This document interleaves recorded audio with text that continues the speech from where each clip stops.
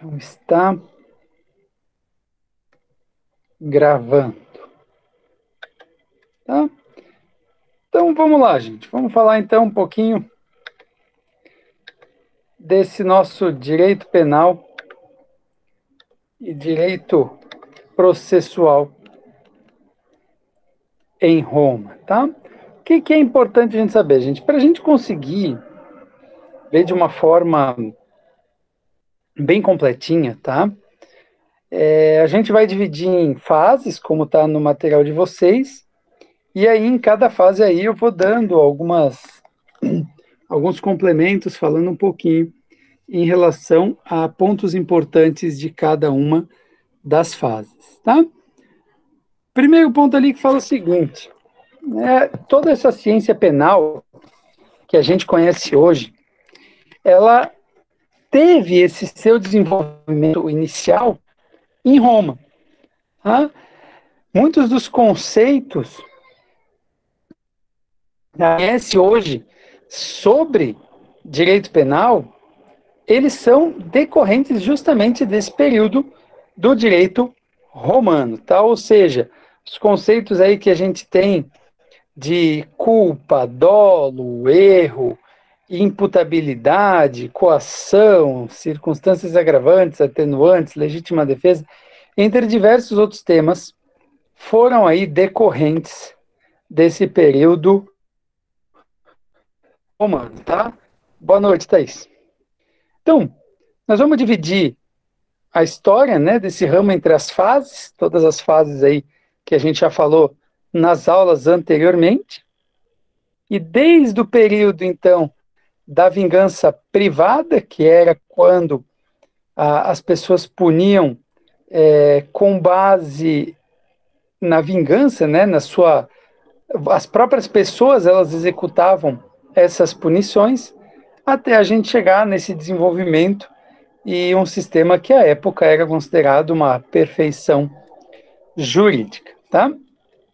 Então vamos lá, vamos falar um pouquinho aí sobre esse período, tá?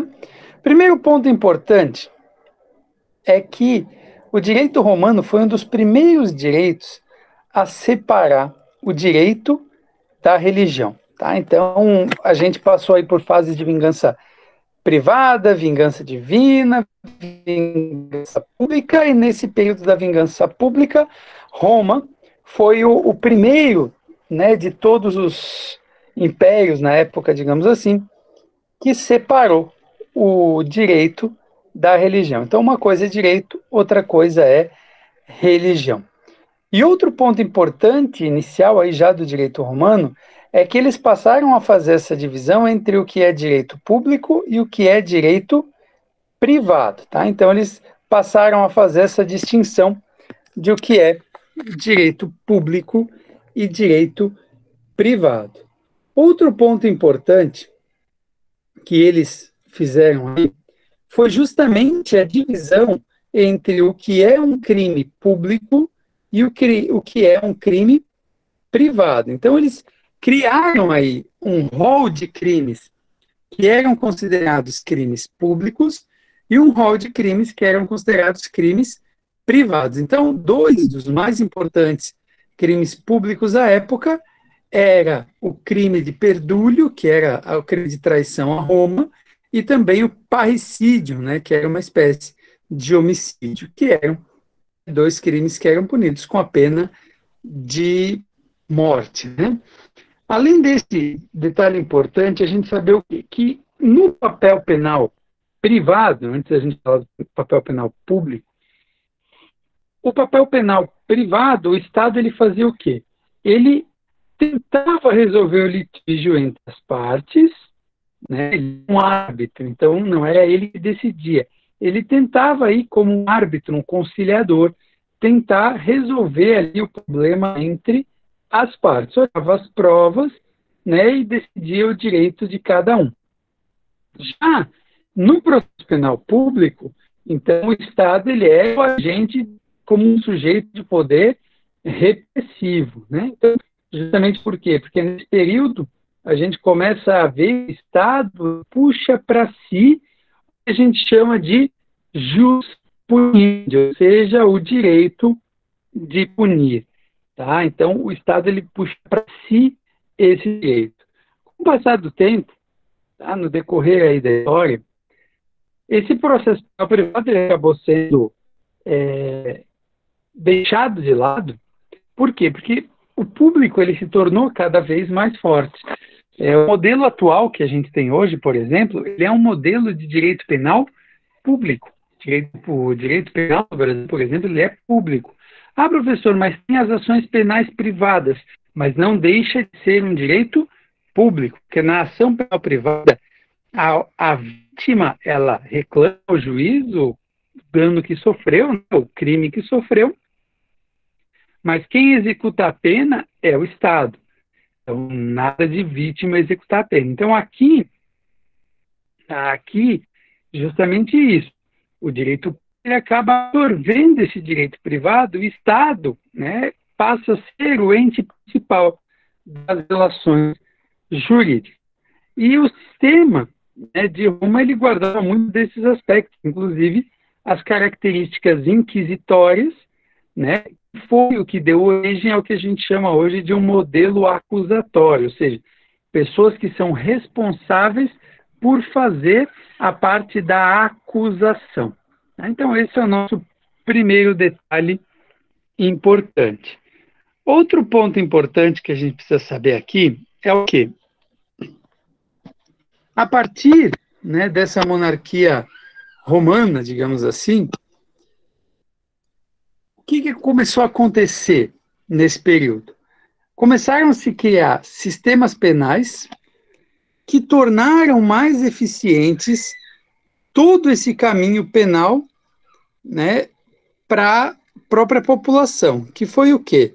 Eu vou colocar ali na tela para que vocês possam.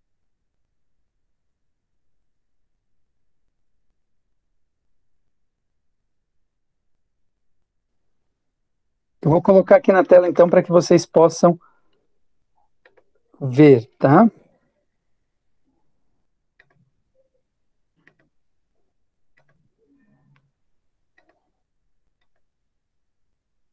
Que foi o quê?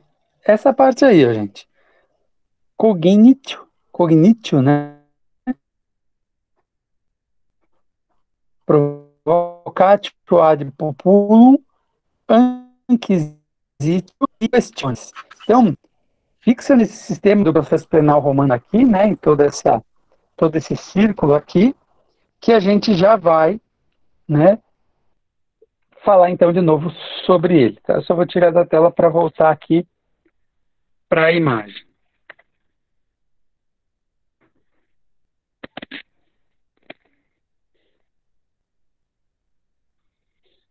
Então, esse primeiro sistema aí, o que tem ali em cima, o cognitivo, ou chamado também de conhecimento, ele é o quê? Ele dava ao acusado o direito de apelação para que o povo romano fosse chamado à intermediação na decisão durante o julgamento. Né? Se a gente fosse tentar fazer uma analogia, digamos assim, eu não sei se vocês... Agora a gente acabou de passar pela Páscoa, né? Mas assim, a ideia é justamente na analogia o quê? Pensa lá no período em que houve a crucificação de Jesus e tal, o imperador, né, no caso lá não era o imperador, era o responsável pela província, digamos assim, ele falou o quê? O que o povo quer que eu faça com ele? Né? Então, é justamente buscar a intermediação do povo para que o povo julgue, né? Para que o povo possa dar a sua opinião. E logo em seguida, então, também existia a possibilidade do sistema da provocatio ad populum, que é o quê? O apelo ao povo, que gerava o quê? A reunião de comícios contra uma sentença que foi proferida por um magistrado. Ela tinha efeitos suspensivos. Então, tu apelava ao povo, o povo se reunia em grupos para discutir se aquela sentença do juiz deveria ser válida ou não. Tá? E tinha efeito suspensivo, ou seja, ela não podia ser executada até, né, que fosse dado um parecer final, digamos assim. Outro que a gente tinha ali é o anquisitio. O que era esse anquisitio? Ou também chamado de novo procedimento, né, ou de acusação. Ele ocorria como se fosse uma segunda instância, um segundo grau, né, para debate do mesmo tema. Digamos aqui, na nossa realidade hoje, seria como se um juiz daqui de Jaraguá, de Guaramirim, decidisse na comarca, nossa primeira instância, né, e a segunda instância é o quê? Florianópolis, né, no Tribunal de Justiça. Então, o sistema anquisítio seria praticamente dessa forma. E foi com base, então, nisso tudo, né, que começou a compor outros modelos, tá? É importante a gente salientar aqui ainda, tá? É importante a gente salientar aqui ainda que a decisão de todos os casos que tinha, tá? Era feito o quê? Era sempre do povo, né, que se reunia em assembleia, ouvia os magistrados, elementos que o magistrado deu a sentença para que daí eles pudessem formar a sua decisão.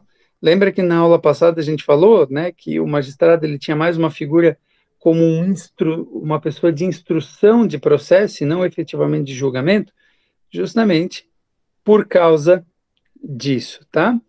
Outro ponto importante que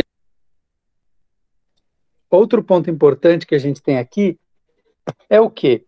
Que, como a gente falou, em razão disso, surgiram alguns outros modelos, tá?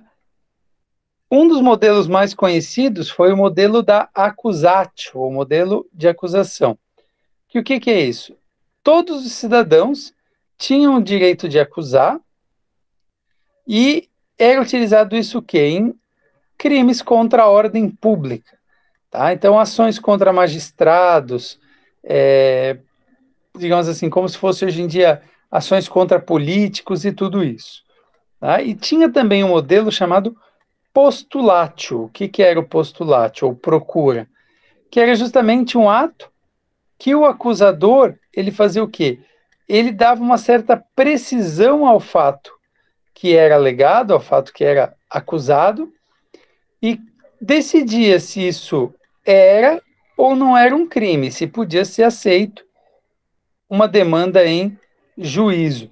Isso aqui hoje, gente, seria quase como se fosse um juízo de admissibilidade, ou seja, o juiz analisar se aquela causa deve ou não ser julgada, tá? Então é mais ou menos nesse sentido que seria esse postulado. Se o juiz aceitasse, se o juiz dissesse sim, isso realmente foi um crime, iniciava a fase do inscriptio, né, o endereçamento, que era o quê? Era justamente um modelo que ia permitir que se iniciasse essa ação penal e da qual a pessoa que acusava não podia mais desistir, né? E era obrigado a se fazer as investigações para demonstrar a sua acusação em juízo. Seria quase como nos dias de hoje, tá, gente? Hoje em dia, se você faz uma acusação, tá, e ela passou por essa fase do aceite, que seria, por exemplo, o nosso recebimento da denúncia ou oferecimento da denúncia pelo promotor de justiça, a partir desse momento você já não pode mais desistir da ação, né? Então é importante a gente saber isso porque é justamente uma situação em que vai criar o vínculo e você, como naquela época qualquer pessoa podia acusar, por você ter acusado, você tinha o direito, você tinha o dever de provar, né? Vocês devem ter falado isso talvez lá em direito civil, mas justamente o ônus da prova, né, compete àquele que acusa, ou àquele que requer um direito. Então, esse é um detalhe muito importante de a gente lembrar. Lá no direito civil, essas coisas vai ter umas outras situações, que vai ser justamente a possibilidade de inversão do ônus da prova e tal, que no direito penal aqui a gente não tem, né? No direito penal, o ônus compete à acusação. Então, quem acusa tem que comprovar que a outra pessoa é culpada. Tá? Até aqui, gente. Vamos lá. Alguma dúvida, alguma pergunta?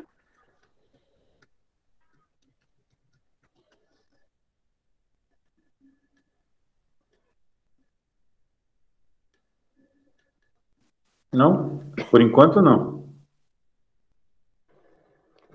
Tá beleza, gente. Se for tendo pergunta, vai chamando, tá? O difícil vai E ser aí, lembrar gente, esses os nomes aí em romano, não, em latim, em latim. mas a prova vai ser com consulta, gente. Fica tranquilo. Tá? Ah, falando nisso, gente, lá no final eu vou dar as instruções da prova, que vai ser semana que vem, tá? E então fiquem aí até o final, que daí eu já vou passar essas instruções sobre a prova, todos os detalhes importantes aí que vocês precisam saber. Tá? Voltando aí, então, o sistema penal romano, então, ele evoluiu para aquele nosso finalzinho lá daquele círculo que a gente viu antes, que eram as questiones ou perguntas, né? O que que era isso? Era quando, na frente dos comícios ali, eram formadas algumas comissões que elas eram responsáveis pelo julgamento. E quem era o presidente dessas comissões era o quê? Um pretor ou um questor, né? Que é quem fazia as perguntas, e por juízes juramentados, a fim de dar ao julgamento uma maior margem de acerto. O que, que é um juiz juramentado? Tá? O juiz juramentado é aquele que vai prestar um compromisso para agir como juiz durante aquele determinado período. Tá? Então, o que, que é importante aqui? Vamos lá. Eu não sei se vocês já viram, já ouviram falar no tribunal do júri, por exemplo.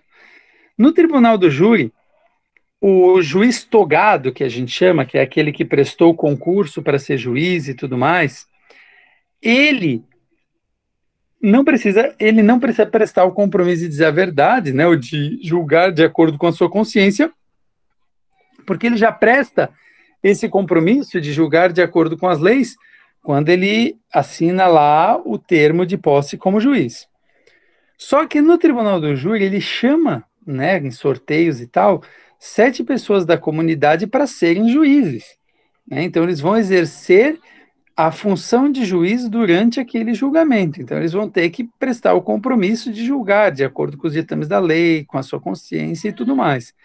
Então isso é importante a gente saber que isso é um juiz, né? Que é um juiz, como a gente colocou ali no termo, né? Um juiz juramentado, aquele que prestou o compromisso para ser juiz naquele momento.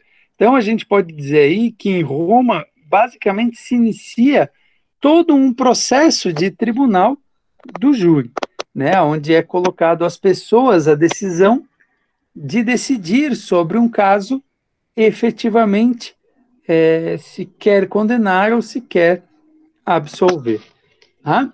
Outro ponto importante, outro ponto importante aqui, gente, é o seguinte: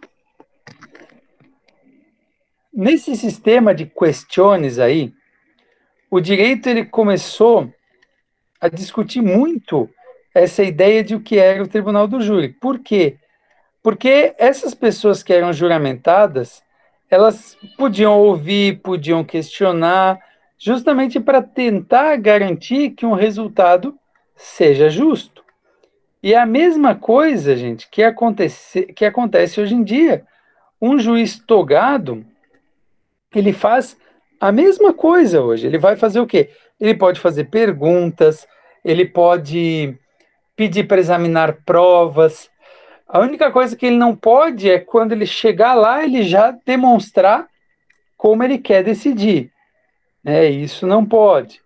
Mas, mas ele tem essa possibilidade justamente de questionar o acusado, as testemunhas e tal, para conseguir elaborar provas importantes, né, para o seu julgamento. Então, esse é um detalhe aí que é bastante importante para a gente também compreender, né, toda essa figura do tribunal do júri.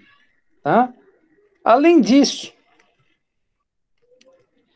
é importante a gente saber que nesse período alguns princípios também foram conhecidos, né? Que foi um deles, o princípio do contraditório e da ampla defesa, que são reflexos justamente de toda essa evolução e com raiz lá no direito romano, que é o quê? A possibilidade de você rebater a outra parte quando você é acusado. Isso é um princípio o princípio contraditório. Ou seja, todo mundo tem o direito de dar uma resposta, né? A maioria dos processos, no juiz, ele não pode tomar uma decisão sem ouvir a parte contrária. Isso nos outros ramos do direito. No direito penal, de modo algum. No direito penal, se o acusado não apresenta uma resposta, pode-se chamar a defensoria pública, uma defensoria dativa para fazer a defesa. Por quê? Porque ele não pode ficar sem uma defesa no processo. Tá? Outro ponto importante que a gente precisa saber aqui é justamente que esse processo, tá? Todo esse processo aí, que vem muito já daquele corpo iuris civilis de Justiniano, que a gente falou na aula passada, e eu vou aproveitar aí, tem no material de vocês, mas eu vou aproveitar para colocar o link para que vocês deem uma lida, gente, nesse link também, porque é um link com um artigo muito bom. Eu estive lendo ele semana passada, quando eu preparava a aula de vocês. Aí eu vou deixar até ali no grupo, para que vocês possam ler quando tiver um tempinho. Aí semana que vem tem alguns feriados, então vai sobrar tempo para que vocês leiam, tá? Ele ficou, como é que ele ficou cortado? Tá? Então esse aqui é o link. Corpo, deixei lá no WhatsApp depois para vocês lerem a hora que der, tá? Então, nesse sistema, né, nessa evolução, foi se compreendendo alguns conceitos básicos que foram muito importantes para compreender o direito romano, tá? E quais foram esses conceitos básicos que foram importantes nesse período? De novo os latins aí, né? Jus, fas, justitia, aequitas, jurisprudentia e juris praeceptas. O que é cada um dessas nomenclaturas? De novo aí o nosso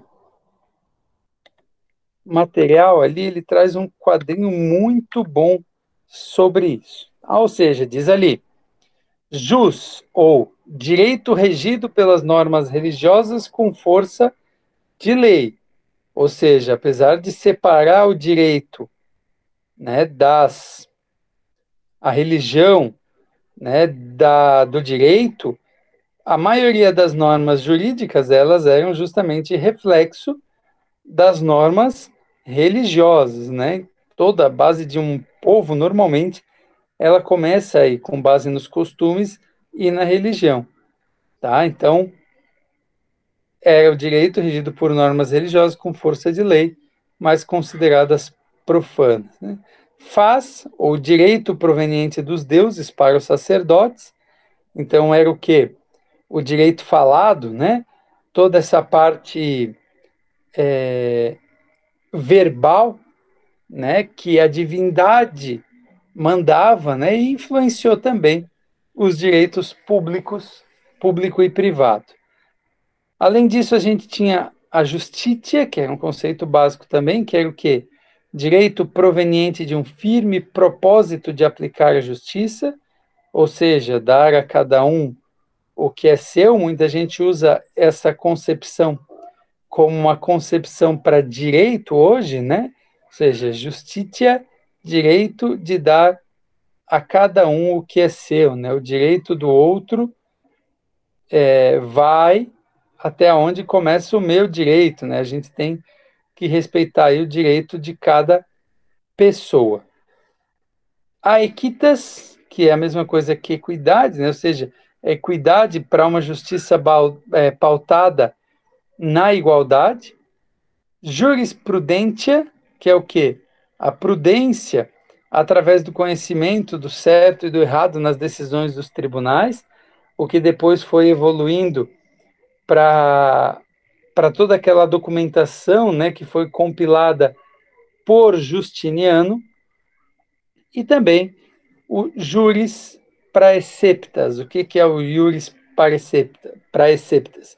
Que são os princípios gerais do direito, né, gente? A gente tem muitos dos princípios que tem essa base romana e muita gente acaba usando esses princípios que não são princípios jurídicos, não estão legalmente na letra da lei, né? Mas estão aonde? Estão, né, nos princípios, né, na cultura de um povo. Então, por exemplo, viver honestamente, não lesar ninguém, dar a cada um o que é seu, né? São todos princípios gerais do direito que nasceram, a grande maioria deles, nesse período romano, tá?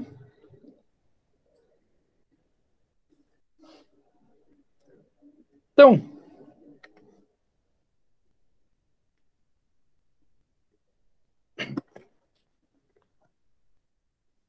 todos esses conceitos, gente, eles fizeram o quê?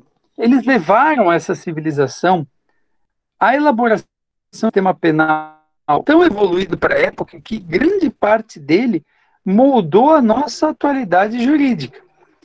Né? Mas toda essa evolução, ela sofre um impacto que foi considerado um impacto muito grande, um impacto negativo, que foi a fase do Baixo Império, né? Que foi o quê? A queda do sistema de questiones, aumentando o poder dos juízes e diminuindo o direito de acusação. Então, nesse período aqui do Baixo Império, foi o período que começou a se aplicar tortura, os procedimentos passaram a ser completamente escritos, já não era mais o povo que julgava, né? Passou a ser exclusivamente os magistrados a julgar. Então, foi justamente quando se tirou do povo o direito de acusar, e que para o povo romano era justamente uma garantia que eles tinham de liberdade à frente da justiça, ou seja, como é que a gente vai lutar contra o império, contra os criminosos, contra os magistrados corruptos? A gente lutava através do nosso direito de questionar, o nosso direito de acusar. E com isso fez o quê? Fez com que o império acabasse entrando num clima de grande tirania. E nesse momento o magistrado ele atuava o que se chama de ex officio. Por quê? Porque ele não precisava mais de uma acusação, de uma denúncia. Ele passava a julgar, decidir, condenar, com base nas suas próprias convicções. Né? Aqui seria quase que uma ideia de uma volta ao passado, né? Por quê? Porque de um sistema completamente evoluído de direito penal, de processo penal, passou a voltar a um processo que só tinha o cognitio, né? Ou seja, esse amplo poder de acusar, ele era restrito aos magistrados. E é aí que a gente chama de um período de inquisição, né? Por quê? Porque o magistrado ele acusava, investigava, recolhia provas e julgava, podendo usar inclusive a tortura como método para a confissão, tá? Então, não só dos acusados, mas também de testemunhas que se verificasse que estavam omitindo alguma informação. Tá? Então, outro ponto importante que a gente precisa saber dessa época é em relação às penas. E aí, gente, eu não sei se vocês lembram daquele nosso vídeo que a gente assistiu, né, que tinha pena de torturas, penas de morte, etc. Então, tudo isso aqui dentro desse período. Tá? Lá a gente falou ainda como vingança pública, esses períodos, mas agora a gente fala desse período que a gente viu os vídeos na aula ainda, agora dentro desse período do direito romano. Tá? Então, o que é importante a gente lembrar aqui? Primeiro ponto que é importante a gente lembrar, eu vou colocar aqui na tela para a gente ver a definição.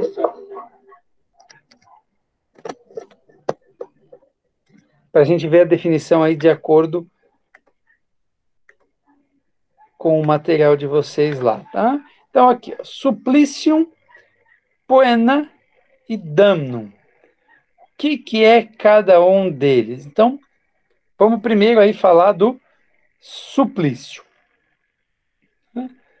O suplício, gente, ele nada mais é, tá? Nada mais é do que a execução, tá? Como o próprio nome diz, suplício, ele pegava a vida do infrator e justamente recebia penas muito bravas, muito severas, digamos assim, né? Pena de fogueira, laceração da carne, forca, entrega às feras, né? Ou seja, jogado aos leões e tal.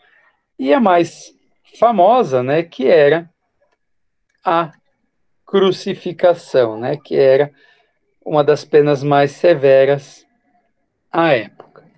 Tá? Além disso, então, desses suplícios, a gente tinha também a pena de damnum, que é o quê? Era a perda. Perda do quê? Perda de dinheiro, perda de bens e tudo mais. E a gente também tinha a pena, que era só pena, né? Essa pena também era em dinheiro, mas ela era aos crimes de lesão. Então, era quase como se fosse uma conciliação entre as partes. Ao invés de você não responder por esse crime de outras formas, você paga um valor X para a pessoa que sofreu o dano e isso vira um acordo, uma espécie de acordo. Então, essas penas, é importante a gente saber, o suplício, damnum e a poena, eram penas que foram aplicadas em diversos períodos, né, desse direito romano e tiveram aí uma grande importância em toda essa fase histórica de Roma, tá? Até aqui, gente. Vamos lá. Alguma pergunta, alguma dúvida?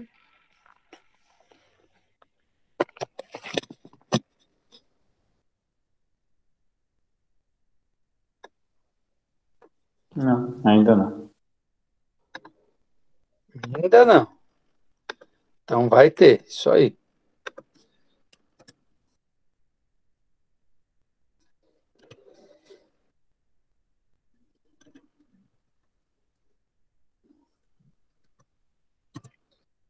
Deixei lá, gente, de novo no WhatsApp de vocês, mais um link para um texto aí que se vocês puderem ler, ele é bem interessante, eu também li, que ele fala sobre a história do direito penal, toda a influência aí do direito romano, então é bom para a gente complementar os estudos que a gente está tendo, tá? Então, vamos seguir aí falando destes períodos, tá? Então, a gente falou aí do suplício, da pena, do damnum. Outro detalhe importante que a gente precisa saber é o quê? Que os romanos, eles começaram a ver a pena somente com um caráter retributivo, né? Então, ou seja, tinha que ser exemplar para justamente as outras pessoas não cometerem esse crime. E também dentro de uma modalidade preventiva, que é o quê? Eles começaram a fazer uma coisa que a gente faz ainda hoje, que é diferenciar, tá? Diferenciar o dolo e a culpa, tá? Um detalhe que hoje a gente tem uma evolução no direito penal, isso ainda se discutiu muito posteriormente, o que é dolo, o que é culpa, mas é justamente essa evolução que é muito importante, que inicia já ali no direito romano, tá? E vários dessas evoluções tiveram influência no quê? Influência processo, tá? Ou seja, o direito romano ele foi responsável por alguns conceitos, por exemplo, de inimputabilidade. No semestre passado, vocês estudaram um pouco sobre o que é inimputabilidade, né? Quando vocês estudaram lá com a Blaine, o que era fato típico, ilicitude e culpabilidade. Aí dentro da culpabilidade, vocês falaram um pouquinho sobre o que era a inimputabilidade, né? A impossibilidade de responsabilizar uma pessoa por algumas situações. Quais são elas? Doente mental que no momento do crime não tinha nenhuma forma de compreender, né, o caráter ilícito do fato ou de se portar de acordo com esse entendimento, né? menor de 18 anos e embriaguez acidental completa, né, que são as modalidades aí que a gente tem, né, para se tornar inimputável. Então, ou seja, lá eles já entendiam que os menores ou os mentalmente incapazes seriam inimputáveis, não teria como a gente puni-los. Tá? Então, já é uma evolução que a gente teve lá naquela época. E aí também, outro detalhe importante, eram as divisões dos delitos que a gente já adiantou antes, mas que é muito importante a gente compreender quais são os delitos que existiam a essa época. Então, quais são eles? Vamos lá. Tinha os delitos públicos, que era o quê? Crimes contra o interesse público, crimes contra a comunidade, a paz pública, traição, né, que era o perdúlio, homicídio, falso testemunho, incêndio proposital, roubo de plantação em período noturno. E aí, gente, esse crimes contra o interesse público ali envolvia o quê?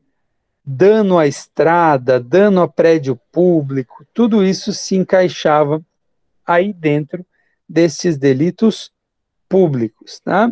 E aí a gente também tinha os delitos privados. O que que eram esses delitos privados?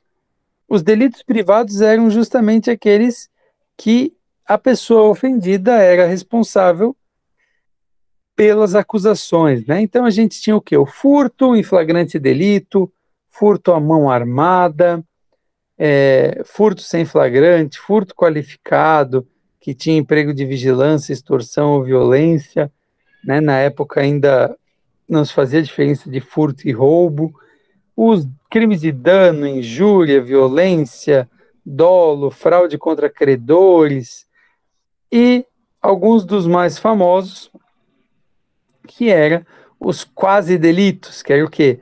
Atos que, sem a intenção do autor, causavam prejuízos às vítimas, que hoje a gente poderia denominar como crimes culposos. Tá? Então, eram os crimes aí que envolviam justamente os considerados delitos privados. Tá? Então, importante a gente compreender tudo isso para entender toda essa evolução, né, nessa nossa cultura de direito penal, né, que surge nesse período. Tá? Até aqui, gente, vamos lá. Alguma pergunta, alguma dúvida? É uma questão só de datas. Em que momento a Inquisição católica ela entra nessa história, assim? A Santa Olha, Inquisição entra, assim, com seus julgamentos. Mais para frente, aí já para a Idade Média, século, sei lá, 10, uma coisa assim? deixa eu passar aí para vocês. Acho que está no outro material, naquele da unidade 1 ainda, que eu disponibilizei para vocês os slides, tá? Lá a gente foi, né, quando a gente falou aí do período do direito romano, direito canônico e tal, a gente acabou entrando um pouquinho nesse período, tá? O que a gente chamou de direito canônico medieval, por exemplo. Esse período, ele começa a ser ali mais ou menos, olha, por volta de,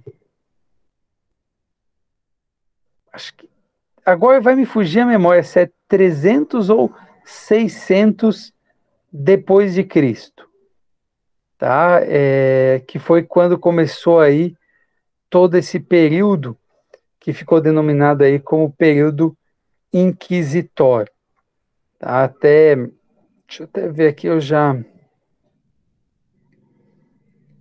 passo a data, mais ou menos a data certinha aqui para vocês. Calma aí. Daí a gente já tira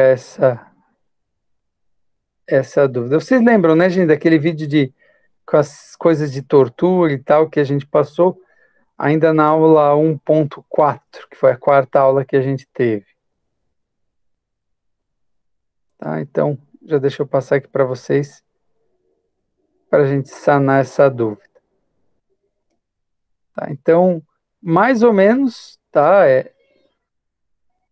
Precisando, né? Período do Santo Ofício, 628 anos de crimes, tá? Foi mais ou menos aí, tá? Deixa eu só... Tá travando bastante aqui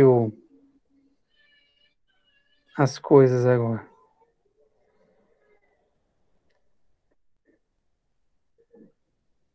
Aqui. Vou deixar rodando aqui, assim que aparecer, daí eu já tiro essa dúvida e já coloco ela para vocês, tá? Então, continuando, gente. Daí depois eu já te passo ali, Emerson. Acho que foi o Emerson, né, que fez a pergunta. Eu já passo certinho ali para ti, Emerson, depois mais ou menos a data em que ocorreu estes fatos, tá? Ok. Então, continuando ali, gente. A lei romana, ela não continha a pena de prisão, né? A gente viu que isso começou a surgir muito tempo depois aí, já no direito canônico e tal, com a ideia de penitenciária, né? A ideia de prender alguém era o quê? Era para manter ele vivo, digamos assim, até todas as investigações e a sentença ser executada. Então era como se fosse hoje em dia o que a gente chamaria de uma prisão preventiva, tá? Então seria mais ou menos essa a ideia. O José Carlos falou ali que o Santo Ofício da Inquisição retorna mais forte após as reformas religiosas no século XVI, mas na verdade retorna mais forte, né? Mas ela começa um pouco antes, né? Então ali é mais ou menos os períodos. Deixa eu já pegar aqui, eu já passo exatamente aí.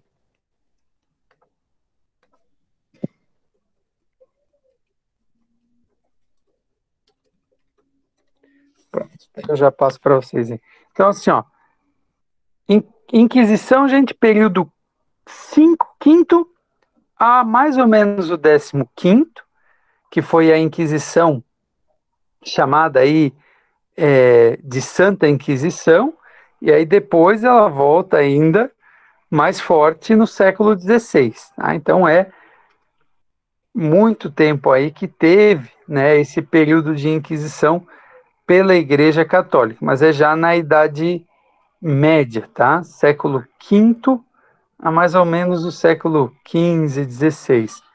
No século VIII, por exemplo, que o direito canônico ele começou a ser chamado assim depois do decreto de Graciano, desculpa, até o decreto de Graciano, que deu o direito canônico, ele não foi mais uma ciência autônoma, mas passou a ser parte de teologia, e depois ainda teve o Concílio de Trento e tudo mais.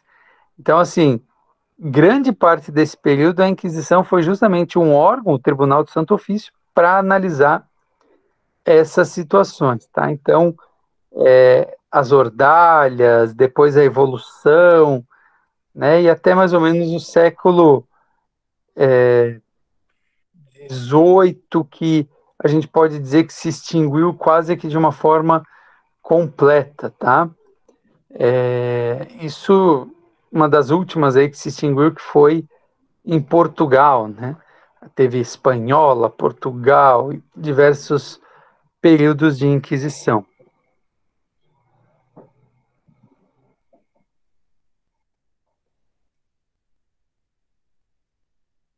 Ali o José Carlos perguntou, né, quais eram as penas em Roma? Privação de liberdade, multas, pena de morte, aquela que a gente comentou ali antes, né? As penas, elas eram divididas de três formas. A gente tinha a pena de suplício, que era pena na fogueira, laceração de carne, forca, entrega às férias, crucificação, né? Como também tinha o damnum, que é como se fosse uma multa, e a poena, que era um pagamento em dinheiro para aqueles que foram vítimas de lesão. Depois, nessa evolução do direito romano, tá? toda essa evolução do direito romano, continuou com pena de morte, pena de tortura, né? Mas não existia privação de liberdade. A privação de liberdade ela vem surgir muito tempo depois, né? Já num período mais, digamos assim, quase que um período moderno. Foi ali no período humanitário que César Beccaria, que é também chamado César Bonessana, né? O Marquês de Beccaria, que começou a lutar aí com o livro dos delitos e das penas, que começou a lutar pela abolição da pena de tortura, pela abolição da pena de morte. Então, assim, a gente já está falando aí de praticamente 1760 para frente, tá? Que foi quando começou aí o período humanitário, tá? O livro dos delitos e das penas do César Beccaria é um livro muito bom, vale mesmo a pena ler o livro aí, José Carlos, que ele é quase que uma visão do que a gente vê hoje, tá? Tem muita coisa que a gente lê no livro que parece que a gente tá. Parece que o Beccaria escreveu o livro agora, recentemente. Tá? É bem interessante. Tá? Se tu quiser adicionar outro na tua lista aí de leitura, a gente tem o Vigiar e Punir, tá? Que também é um livro muito bom e que pode auxiliar bastante aí, né, nessa compreensão sobre a evolução do direito penal. Isso, Vigiar e Punir, daí do Foucault. Tá? Então, continuando aí, tá? Naquele tempo havia também o que a gente chamava de asilo territorial a infratores, né, que é quase uma ideia de um asilo político em embaixadas, tá? Então, a pessoa que cometia um crime, ela podia tentar fugir para outro império, outro país, e lá ela às vezes era acolhida ou não, era mandada de volta. Então, era toda uma evolução de fatores, de discussões que existiam aí nesse período, tá? Outro ponto, então, que é importante a gente saber aqui é alguns fundamentos do direito processual penal romano, tá? E que ainda são utilizados hoje em dia. Primeiro deles, tá? Proibição de mover duas ações ao mesmo tempo. Tá? Então, ou seja, não podia ser processado duas vezes pelo mesmo fato criminoso. É o que hoje a gente chama de, vou digitar aqui para vocês, non bis, tá?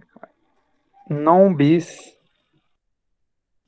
in idem, No bis in tá? idem. Non bis in idem, que é não punição duas vezes pelo mesmo fato. Ninguém pode ser acusado duas vezes pelo mesmo fato, ser processado duas vezes pelo mesmo fato e executado, ou seja, cumprir pena duas vezes pelo mesmo fato criminoso. Então é o que a gente chama de non bis in idem, tá? Um princípio aí bastante importante do nosso direito penal e processual penal. Outro que a gente tem aí, impedimento do testemunho de parentes, que também existe atualmente, né? Ou seja, uma pessoa que é parente, em regra, ela não pode prestar o compromisso de dizer a verdade, porque ela tem interesse na causa, ela tem alguma relação com a vítima ou com o acusado. Então, eles são ouvidos como informantes e não como testemunhas. Outro que a gente tem, exigência de indicação de data e hora do crime, tá? Muitas vezes no tribunal do júri, muitas vezes não, sempre no tribunal do júri, quando vocês forem assistir um júri, por exemplo, vai ter a quesitação, que são as perguntas que o juiz vai fazer para os jurados, e alguma delas é justamente assim, no dia tal, no horário tal, o fulano de tal cometeu o crime no local tal. É justamente, tu tem que dar o horário, o dia, a hora, o nome da pessoa, onde os jurados vão confirmar o que a gente chama de autoria e materialidade. Então, alguns detalhes que são bem importantes nessa perspectiva, né, de entendimento do direito penal, tá? Outro ponto aí que é importante a gente conhecer, tá? Outro ponto aí que é importante a gente conhecer é a prisão preventiva do acusador em alguns casos. Tá? Então, o que, que acontece aqui, gente? Quando se verifica, às vezes, tá, desculpa, do acusador não, tá? Acusador ali, mas não, é do acusado. Quando verificava que aquela pessoa que foi acusada de um determinado crime, ela corria risco de vida por alguma situação, o que, que acontece ali? Ela era chamada justamente para tentar se proteger, para que ela não fosse morta, né, pelas outras pessoas. Então, foi o que a gente chama justamente aí de período em que houve, tá, uma proteção, tá, aos acusados. Proteção que é um termo muito bonito, né, uma frase muito bonita de a gente ouvir, mas que na verdade não é uma proteção, é tentar garantir que ele ficasse vivo até poder executar a pena, que muitas vezes era pena de tortura ou pena de morte. Então garanto que se ele pudesse ficar solto e ser morto pela própria população, ele gostaria muito mais do que efetivamente, né, esperar lá e ficar vivendo com isso, com a certeza de que vai ser morto posteriormente. Tá? Outro ponto aqui, na prática, o objetivo de manter ele preso era manter ele preso para garantir que ele ficasse vivo até receber a pena, tá? Porque daí muitas vezes a tortura ela acabava sendo posterior, não ali naquele momento, mas justamente posteriormente se dava essas penas de tortura para que ele confessasse, informasse tudo isso, né? Então esse é um detalhe aí muito importante para a gente compreender. Outro ponto que a gente tem aqui, então também, é a publicidade, princípio do contraditório e oralidade. O que, que é isso? Os processos eram públicos, todas as pessoas tinham acesso.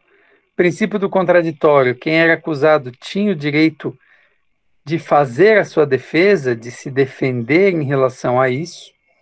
Tá? E a oralidade, né? A maioria dos processos prisava por hoje o que o nosso direito está evoluindo, tá? A gente sempre foi muito do papel, no papel, no papel, e hoje em dia a gente está se tornando mais oral, principalmente pelas possibilidades de videoconferência em julgamentos, os julgamentos hoje serem gravados em áudio e vídeo, não mais tudo escrito. Então, hoje em dia a gente tem evoluído muito nesse sentido. Tá? E isso já era lá do nosso direito romano. Tá? Outro ponto importante, então, que a gente precisa saber, o acusado ele era apresentado para ser interrogado sobre essa acusação. Depois da confissão, né, se a pessoa confessasse, o processo terminava, né? Porque daí não tinha mais por que ficar ouvindo as outras testemunhas. E se essa confissão não ocorresse, ia fazendo outras voltas para que o acusado prestasse aí mais informações, como também o acusador era chamado para fazer toda uma colheita de provas, digamos assim, buscas de mais informações para que as pessoas conseguissem compreender quem tinha razão naquele caso. Então, no dia que foi agendado, tá, aquele embate, digamos assim, entre o acusado e o acusador, montava-se esse órgão julgador com os jurados, os juízes, e se dava início ao julgamento, quase como uma ideia de como é hoje, né, que podia se estender de acordo com as necessidades do juiz. Hoje em dia, na prática, a gente tem às vezes tribunal do júri que demora aí 2, 3, 4 anos para ocorrer por causa dessa colheita de provas, e quando ele inicia, às vezes demora uns 2, 3, 4, 5 dias para que ele chegue a um fim. E nessa situação, os jurados eles nem podem voltar para casa, eles têm que dormir em hotel, por exemplo, para que no próximo dia eles possam voltar e se manifestar, né, e acompanhar o julgamento de novo, que são vários princípios relacionados aos jurados, por exemplo, que eles não podem conversar entre si, não podem ter acesso de informação externa, então por isso que acaba não podendo voltar para casa, tendo que ficar em hotel até acabar o julgamento.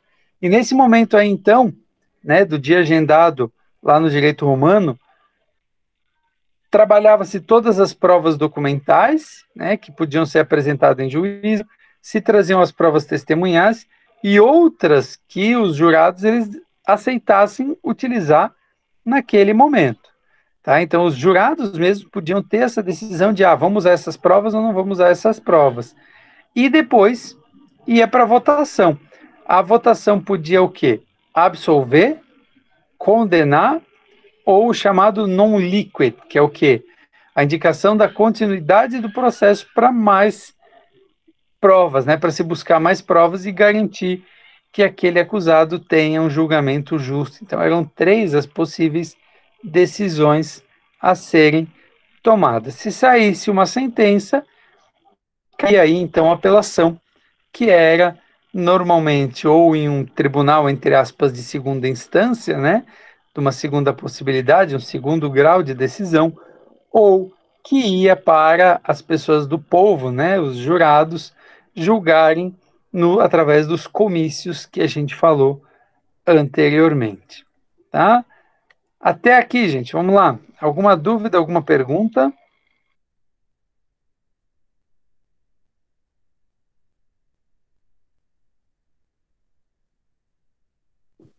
Não.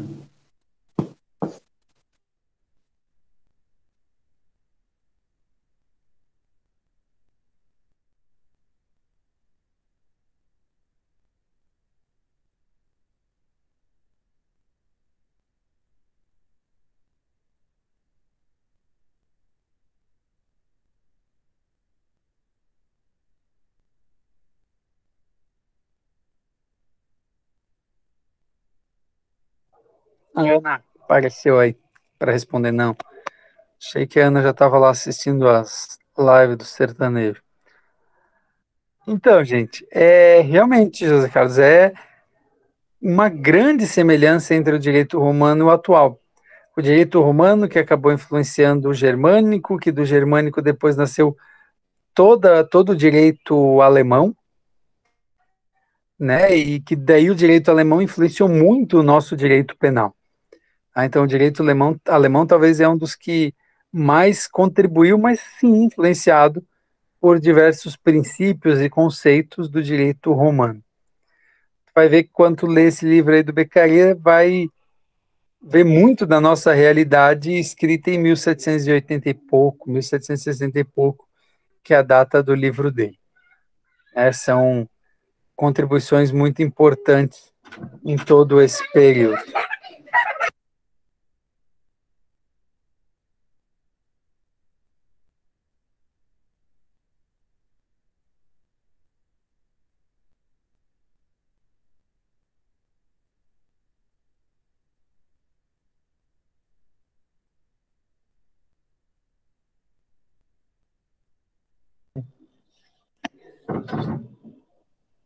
Tudo certo aí, gente. Aqui houve uma invasão. Meu filho veio correndo aqui, abriu a porta e dando risada. Não sei se vocês escutaram aí, pois que o microfone e a câmera saíram rapidamente.